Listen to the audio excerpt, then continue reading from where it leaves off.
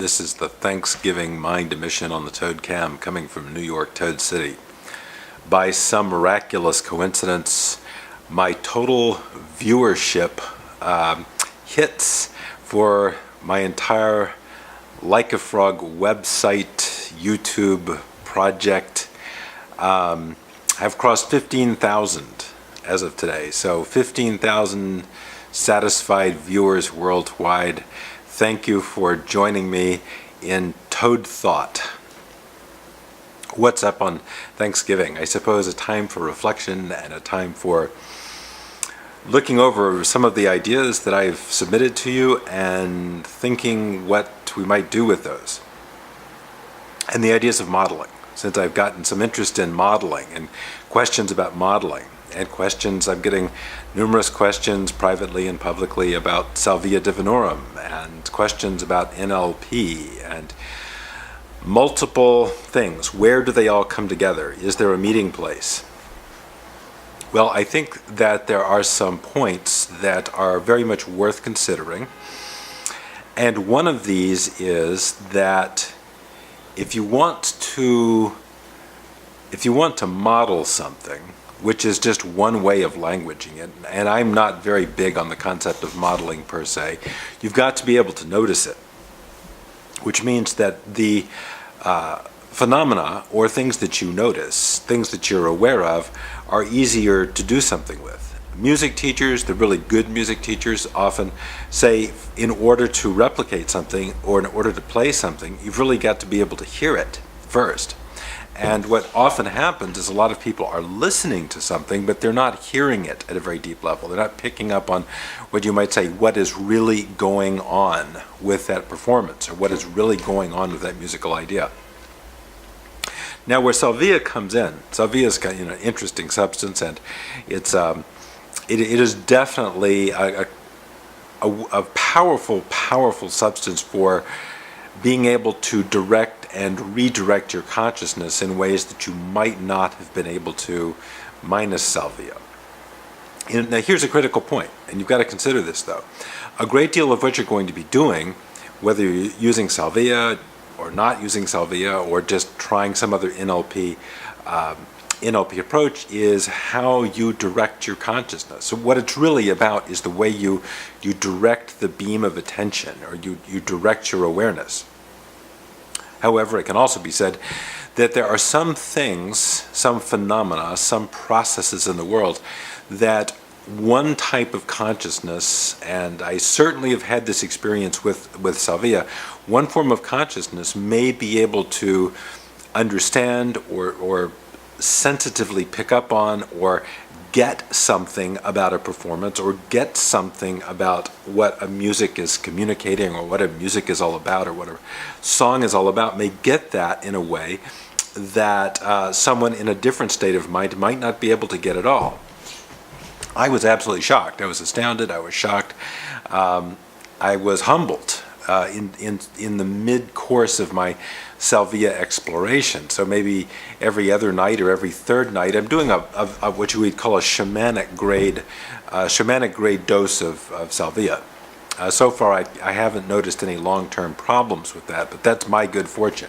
That might not be true for you. So definitely pay attention to my warnings on my other vids about this. But I listen to a very wide range of music.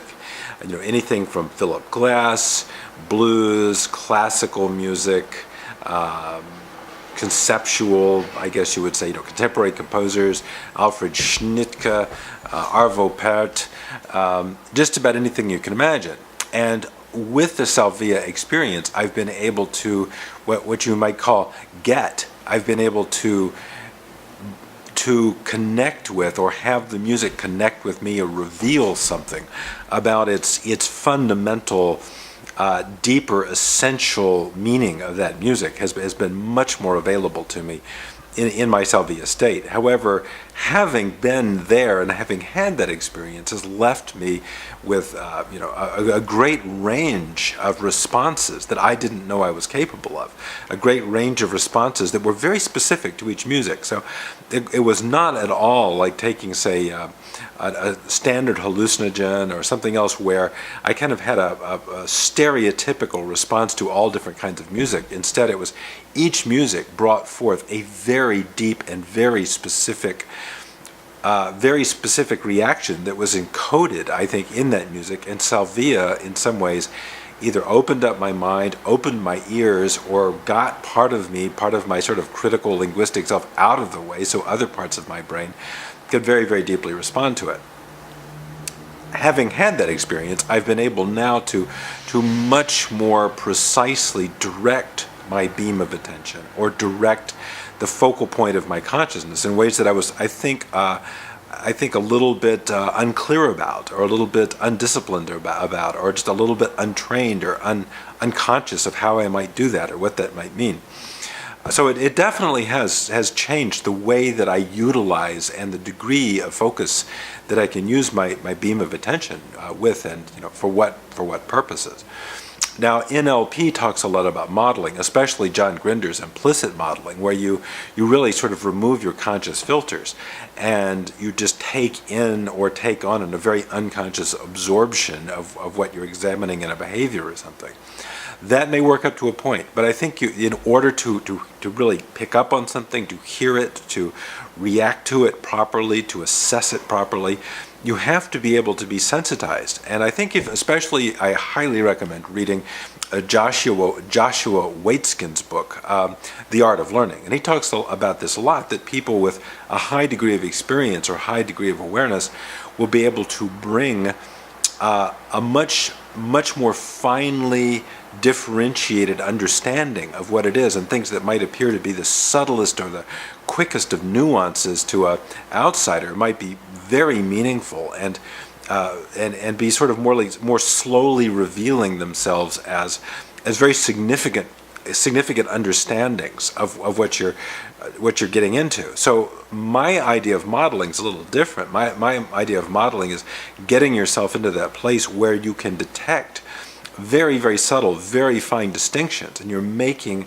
very precise but very clear and intense and fully appreciative distinctions of what different phenomena, whether it's art, whether it's painting, whether it's music, whether it's martial arts, or I've even noticed these same types of subtleties and distinctions and these kind of fine awarenesses even in business discussions, pitching an idea to someone who might be a skeptical third party.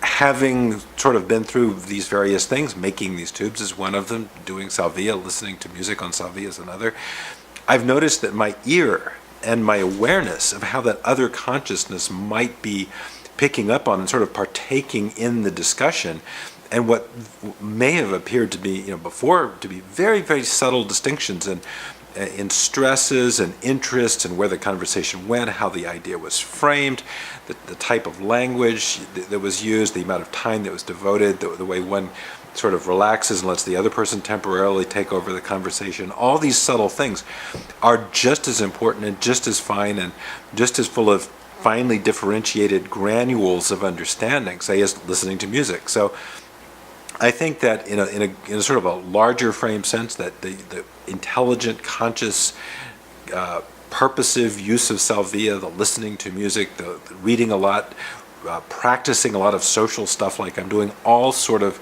come to bear on the ability to make increasingly fine and very importantly, very consistent distinctions between what may have been before a kind of undifferentiated, inconsistent, massive experience. So that's my little Thanksgiving turkey gift for you. Have a nice bite of that thought.